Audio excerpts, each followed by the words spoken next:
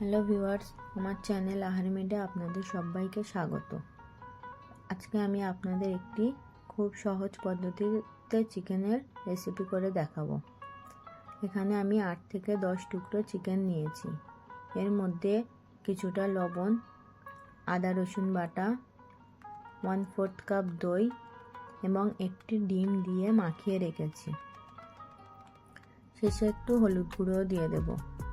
এই রেসিপিটি খুব ঝটপট হয়ে যায় এবং খেতেও খুব সুস্বাদু হয়। চিকেনটি ম্যারিনেট করে অনেকক্ষণ রাখার প্রয়োজন নেই।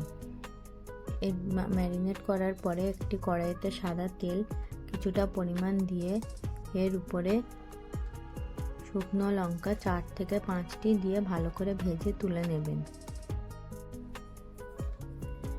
এরপরে দুটো মিডিয়াম সাইজের পেঁয়াজ আমি কুচি করে নিয়েছি।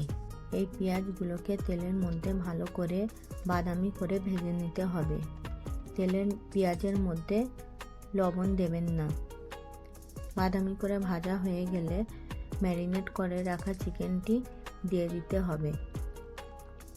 কিছুক্ষণ নাড়াচাড়া করার পর চিকেন থেকে জল ছেড়ে দেবে। আপনারা চাইলে একটু জল অ্যাড করতে পারেন। এখানে আমি বাটিটা ধুয়ে একটু জল অ্যাড করেছি। খুব বেশি জল অ্যাড করার প্রয়োজন নেই। এই জলেতেই চিকেনটি পুরোপুরিভাবে সিদ্ধ হয়ে যাবে। মনে রাখবেন, এই চিকেনের রেসিপি বানানোর জন্য খুব বড় বড় সাইজের চিকেন কাটবেন না। এটি খুব কম সময়ে তৈরি হয়ে যায়। এরপরে একটু নাড়াচাড়া করে চিকেনটি ঢাকা দিয়ে একটু রান্না হতে দিন।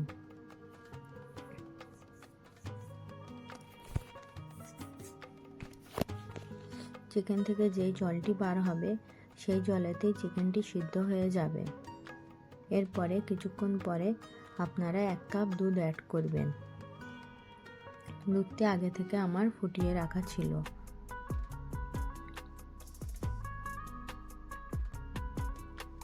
কিছুক্ষণ পর পর ঢাকনাটা খুলে আপনারা নেড়ে চেড়ে দেবেন।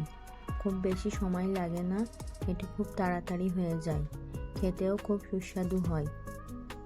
এটি রুটি পরোটার সঙ্গে খেতে খুব ভালো লাগে।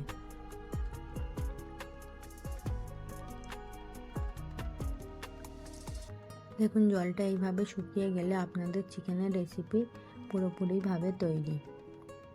আমার রেসিপিটি ভালো লেগে থাকলে আমার চ্যানেলটি সাবস্ক্রাইব করে দেবেন।